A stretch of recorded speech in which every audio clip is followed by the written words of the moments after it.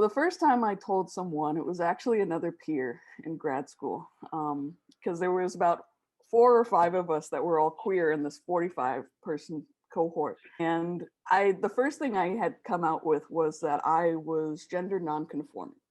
I was really looking more so at my gender identity than my sexuality at that point, because I had always really known deep down since I was a kid that there was something more to just being a woman. And that's what I had pretty much lived my life as for maybe like 25 years or so, as identifying as a woman. And so but I knew there was more to me than that. And back then I always used to imagine myself as this little boy. And I don't know why I had this, like, if you ever read the Outsiders, I always had like this greaser type, like, that's what I'm gonna look like, slick back hair, I'm gonna wear like a leather jacket and like, and be really cool and but masculine. And that's what I was kind of going towards. And it was kind of, it was really interesting too, because I even had peers kind of confront me in a way of like, man, are you sure you're straight? Like, are you sure that you're cis? And I was like, what are you talking about? Like, yeah, I love and support the queer community, but I'm not queer. And and lo and behold, I was, But it was, at first it was really challenging, because I had grown up with a faith-based home. I had always heard messages that being queer is not okay. I grew up in the time of Prop 8, the transgender bathroom bills, and back then I was going to like a church, and they were vehemently like really involved in like politics and religion, and so they were always having these campaigns about protecting the children from queer people, and so I internalized a lot of that. And so that's why I was closeted really for so long. And even when I finally started to say things to my friends, I still had this expectation that, I would just be, a closeted queer person for the rest of my life and no one ever would have to know because, I had the support system that I needed. But it was, I'm so grateful for that support system, for people that were just willing to listen and share their experiences as well.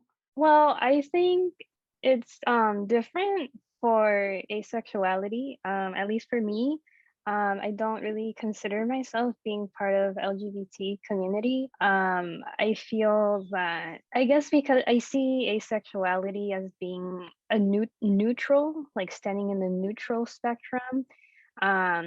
Kind of like we aren't here or over there, we're just neutral. And so I know that some people do associate themselves with LGBT community, but I don't. So in terms of telling someone just simply like, oh, the first time I told someone that I was asexual, I think that was it was back in 2015, but don't I think I told my parents about it, like, oh yes, like I'm asexual, but I don't think they really believe such a thing existed. So for me, it was kind of a process that I would say that, it's the process for everyone. The first person I came out to, I guess technically came out to, it was in middle school for me. And I remember, and this is gonna date me, but in middle school, I came out to one of my best friends on AIM, Instant Messenger. And I distinctly remember coming out to my best friend during that time as bisexual, thinking that, I was bisexual and not knowing that down the line, I would more come to more terms with myself and my queerness and come out as queer. After that, though, I came out to my little sister as gay. And I think, and so those were the two people I first came out to. And that was kind of like the process of coming out.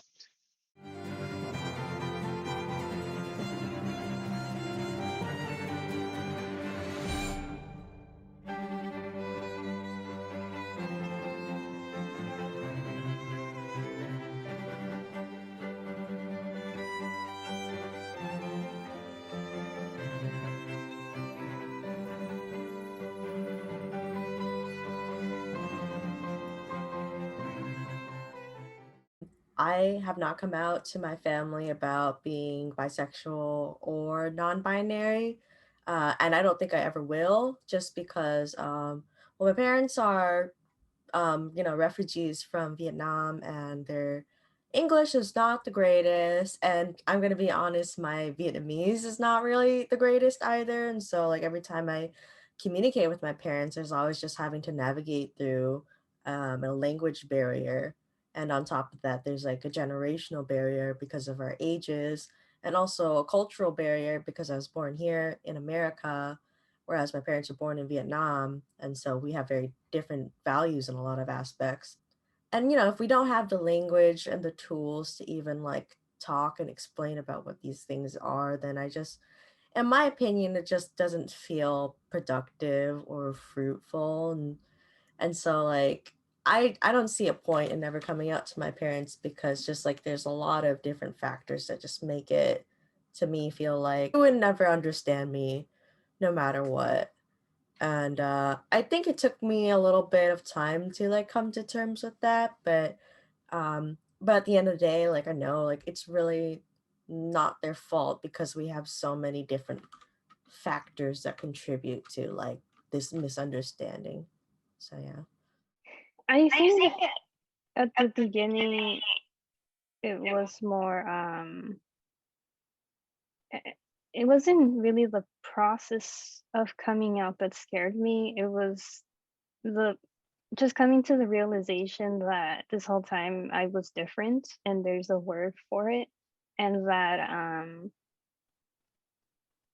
just understanding that there's going to be limitations in life for me, because even though I am asexual, I still have the ability to fall in love romantically, so emotionally, and I still desire to have a partner and have a relationship without the physical intimacy.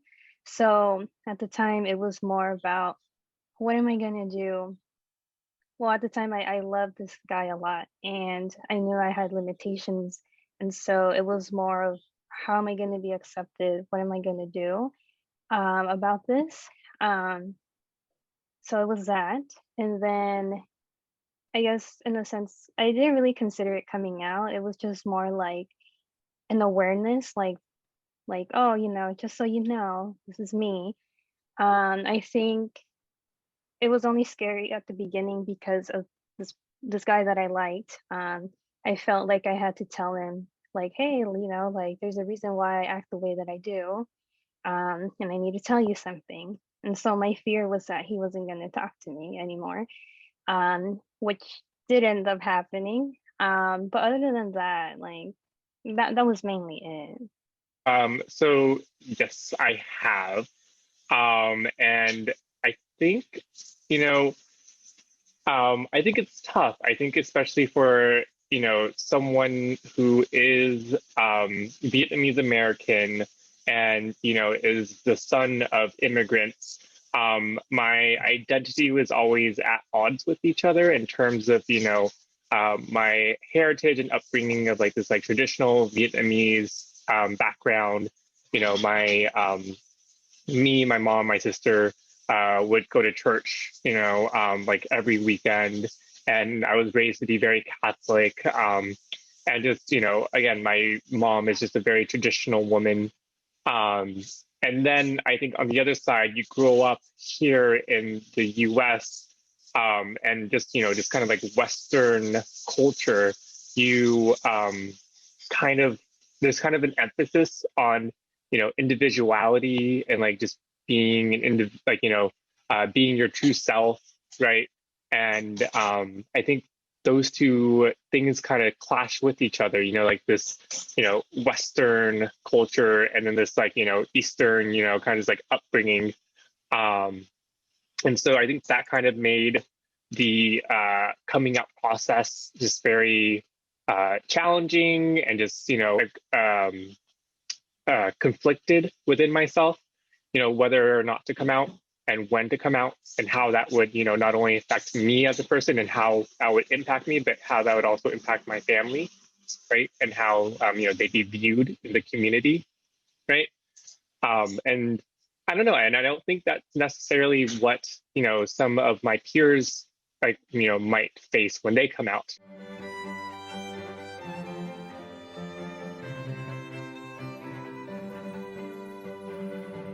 I was scared that I was going to lose everything. I was scared that my friends weren't going to like me anymore, that my family wouldn't accept me anymore.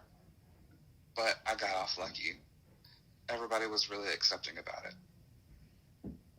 I mean, I think most people have share this fear, but you know, just being rejected, being, I think, you know, just like not accepted for who you are. I think that's the hardest thing, and I think, you know, when you grow up, um, not fitting in the majority, you're constantly worried about like that identity that makes you, you know, like that other person. And I think, you know, and I think you then spend your life just trying to be, you know, like normal. You're trying to fit in and just trying to be accepted, because I think that's what you know, end up wanting the most, is just to be accepted by for who you are. My biggest fear about coming out was just the rejection. Certainly rejection from my mom. And I think there was a part of me that knew that there wouldn't be this complete rejection, but at least when I came out at the time that I did, there was no way I could have said anything when I was still at home. You know, I think about, could I have been the next survivor of like conversion therapy? Like, would I have been kicked out of my house? Like, would I have, what would have that been like? And so I knew I had to wait as long as I did just to find my own safety. And I did. You know, I had moved out. I had got a job. You know, I was really on my own. I had a supportive partner. You know, I really created my safe environment I guess really for me to feel empowered. And so being the initial feelings and fear I certainly had, you know, it was hard to wait that long, to really kind of confront what I was feeling. But in a way, there's parts of me that's like glad I did, but God, why wasn't I out in college, you know, at least and like got to explore more. But I was just so scared of, you know, what if my mom found out? And so it's like a double-edged sword. Like, it's great that I was able to give myself, be patient with myself, and give myself that opportunity to feel ready, and really to essentially invite people in. You know, we do talk a lot about coming out and coming out stories, but you know, it's always really different, especially for like people of color, because of there's so many cultural implications, you know, that have to be considered.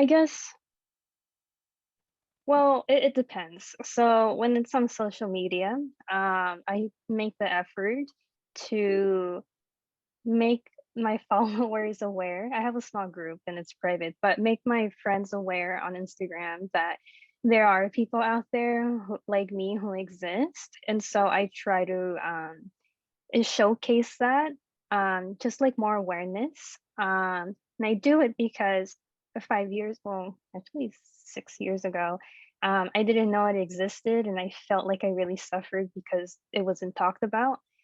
So that's one of the reasons like why I like promote it on Instagram. Um, so yes, people on my social media, also on Facebook, they know, um, or at least they should get the hint that I am asexual. Um, when it comes to like the work setting, um, if there ever comes an opportunity to talk about such things, I'm not too afraid to talk about it, only because I want more people to know about it. I guess the only I guess the only restrictions I have is like, oh, well, like, you know, strangers, or the opportunity to talk about it is not appropriate, but I tend to not really shy away from that. I always try to let people know up front that I am gay, because I just feel like that's not something I should keep from them, because it could cause problems later on down the road if they find out from someone other than me.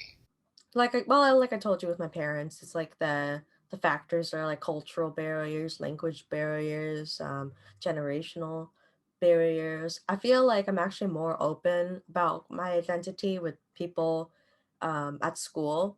I think it's pretty cool that like when I went to Cal State Fullerton and like I'm in this new environment, like especially through Zoom.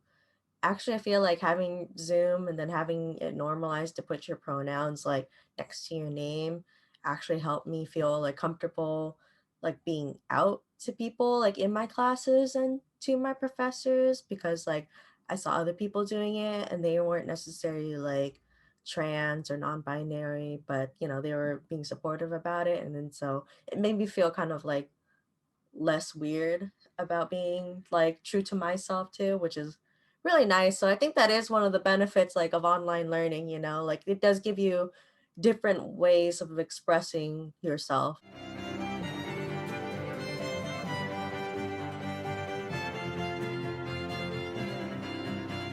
Um, well, yeah, I do identify as asexual, maybe demi-romantic. Actually not too sure because I'm really like romantic in a sense, emotionally. Um, hmm. Well, for me, it actually has been a burden. It it actually for me means limitations. Um, and in a way, being like an outcast to a certain extent. I try not to let that get to me. Um, and it is limiting only because, well, there's also asexuals who identify as aromantic, which is having no romantic attraction. But for me, I'm not necessarily 100% aromantic. And so, because I'm asexual romantic, um, I feel like there's limits. So prior to my relationship right now with my boyfriend, I felt like it was very restricting because there's a lot of people that don't understand that uh, relationships can exist without physical intimacy to a certain extent. And a lot of people can't grasp the idea. A lot of people don't want that. A lot of people can't live without that. So I just see my identity as being limited. It's a really good question. So, like I said, I at once, upon a time, I identified as bisexual, quickly realized that I was actually only sexually attracted to men. And typically, people who, are male and are sexually attracted to male would be considered, like homosexual / gay, right? And that was something that I took on as my identity for a while. But I kind of realized that, that felt like gay wasn't the label or just like the identity that I really ascribe to. Because, sure, yeah, like I might, like someone might look at me and be like, okay, like, you are gay, right? But for me, it came more of just like, I think my identity goes beyond just being gay. It meant to me to be it meant being a part of like this bigger community than just, men who are sexually attracted to men and romantically attracted to men. It was more of like this, like, group of people who just are queer and, who don't belong or don't fit into, that heteronormative standard or just this heteronormative society that we live in, right? Where, you're expected to be, straight. And, the status quo is that, if you're a male, then you're masculine. If you're a female, you're feminine, and like you should want to have, like a family and like all these like things that's ascribed to you just for, just by existing in this society. And for me, I see queer as like this idea or notion that, that I don't fit in with that. I don't want that. And I am a part of this group or this community who rejects that normative life. And so that's kind of where I took the identity of queer. There also is a component of, I think when you think of someone that's gay, you think of certain attributes, and especially, in media, who is being represented by the gay, like who represents the gay community, is typically, a attractive, white male, right? And I think for a lot of us who, are gay, that doesn't fit us, right? And so I think it made at least more sense to me to say, hey, like I don't necessarily feel like I'm always a part of the gay community because of that. And I really actually more identify with as queer, because I think queer just means that, you're, again, a part of this group of people who doesn't fit in this, heteronormative kind of society. Yeah, my gender identity for me is just a way of resistance, and but also kind of a love for yourself, because I never looked at myself as attractive as as um as even someone to just admire, and until I really came out as myself. So it's who I am.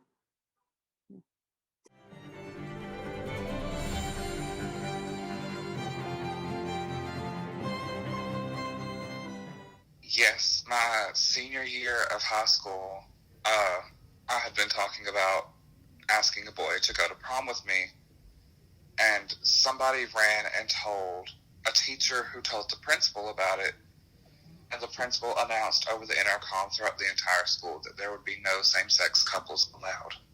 I wouldn't really necessarily call it discrimination, but I will say that, well, it's not discrimination, but I have had one person in particular kind of like push my buttons and ask, like, kind of interrogate me.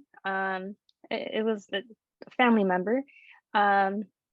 They private messaged me and pretty much told me how I'm wrong and I need to explore and I need to be more adventurous. And she even suggested, like, it doesn't even matter if you're lesbian, And I had to tell her, like, I am not lesbian. I like guys. And she was just being so stingy on finding a way for me to be physically active. Like, she just couldn't believe it. And it was dismotivating because she was someone I looked up to. And to know that she doesn't approve of how I am, it's something I can't control. That's how I am. Was discouraging, and she never really messaged me like that. But other than that, I think that's the only thing I really experienced. Actually, there's another part where um, uh, it's kind of like a long story, but pretty much like when you start talking about when you start talking about asexuality on social media platforms, with random people, you will get people that tell you it doesn't exist, it's not real. There's a lot of myths out there, like it doesn't exist, you need medical help, you need psychological help, you haven't met the right person, um, oh, you're just scared. There's just a lot of things out there, and I have been told those things, but they don't really come as strongly as my one family member who really, really kind of went after me at one point. Yes and no. Maybe I'm just like naive, or just like I try to be a little bit more positive. And I think I would characterize some experiences of discrimination. I often get policed about bathrooms. And so, like, for example, there's which I was just like, why the hell is this happening? I was at a baseball game and it was literally Pride Night, like LGBTQ Pride Night. And there I am, you know, looking gay. And I go to use the women's restroom. And like all I hear like behind me is like, hey, that's the women's restroom. Hey, that's the women's restroom. Hey, that's the women's restroom. Hey, that's the women's restroom. And I'm like, who's talking? And I'm like, yeah, the women's restroom. And like I look back and I think that's when they noticed my body type. And they were like, oh. And I was like, okay. And so and I walked in and I was like, did I really just get policed about using the bathroom on Pride Night? And I was like, I can't believe this. And so and I try and laugh about it. You know, I try not to take it too personally because again, I'm trying to come from an understanding perspective of that we are all socialized to expect one way about how people should look based on their gender. And if people haven't been, I mean, I hate to say it like this, but I guess exposed to queer people, you know, and different expressions and gender diversity, then you know how can I really be mad? You know, sure, have you been living under a rock? You know, if you're connected on social media, you know, it's so present in all political, social movements and issues, but you know, can I really be mad? Has someone actually taken the time to talk to this person about like being gender queer? Like probably not. So I don't know. I feel like sometimes I have to try and look at it through an optimistic perspective because if I can at least be compassionate and patient, you know, then that will, I feel like that will engage individuals more in wanting to learn, in wanting to be better allies, and wanting to create affirming spaces. I think like when I was well, in the context of my relationship, my partner is like is a Caucasian male, and I think when he was with his mother and they were going out to eat lunch, he was talking about me and he was like using like they them pronouns, and she was just like, why are you calling Tracy by they them, like what's up with that, you know, that's kind of weird. And then he explained like, oh, it's because Tracy's non-binary, they don't want to be identified as she her, they like, you know, don't want to be a woman. And I mean, I wasn't there during the lunch, but like my partner had told me that she got pretty irate. She was just like, that is so weird, that is so freaky. And you're like, are you sure you want to date somebody like that? Are you sure you don't want to just date a girl instead? Because like I don't see a difference between like dating a non-binary person. Like, isn't that just as bad as dating a guy? And I was just like, oh my god, she's homophobic on top of it. But I mean, it was like and it was also weird too because then she had like racist things to say on top of it because like I'm Asian as well. But I mean, like my partner was like really furious after he was done with his lunch and with his mom, and then he called me afterward and he told me like, oh, you know, I accidentally outed you to my mom, but and she didn't seem to take it well. And then he just started vented to me like, oh, my mom is so bigoted, why she have to be like this, right? I mean, I guess like ultimately at the end of the day, like parental approval for a relationship like isn't really that important nowadays. And I feel like I could still be in a relationship even though like his mom doesn't necessarily like me. But like honestly, like yeah, like the weekend after that I was really just depressed. I was like crying. I was just like, man, I've never felt so rejected or othered or so much like a freak, you know. I got support from people from Titan Scholars because I told my mentors too. Yeah, and then everyone was just like, you know, don't let somebody that has such limited worldviews like get you down, you know. And unfortunately, I think it was kind of sad, but like they're like, I was talking about other people in the LGBTQAI plus community, and they're like, unfortunately, it's just something that, you know, people in our community deal with on a daily basis, but you just kind of have to have the thick skin to deal with it, you know. I don't necessarily agree with that sentiment, but it is a little bit true, you know.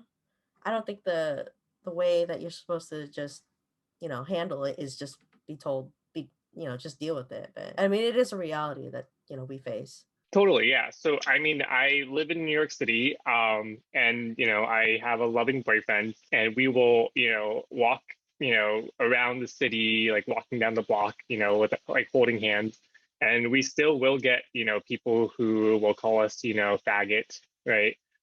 Who will, give us the look, and so it's unfortunate, but it is the case. I think, that's something that's kind of unfortunate, even though we're like in somewhere as accepting as New York City.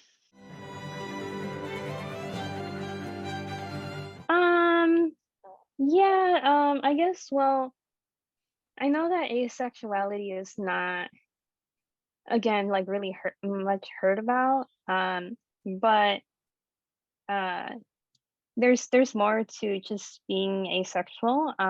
There's actually a spectrum within asexuality, and I guess that's also another thing that I think a lot of people need to know, that asexuality, yeah, it's a spectrum. So you have asexuality, you have demisexual, and you have gray sexual.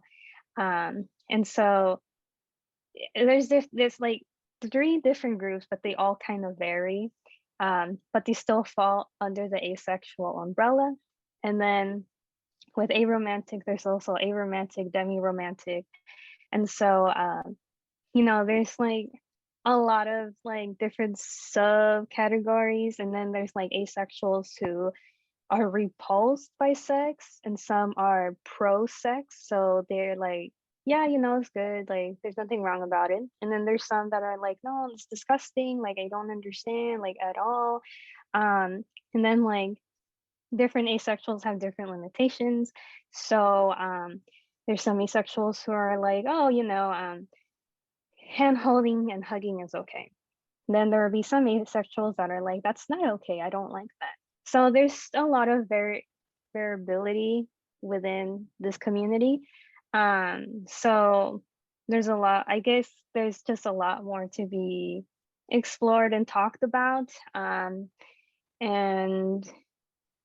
yeah, that's pretty much like all what I have to add.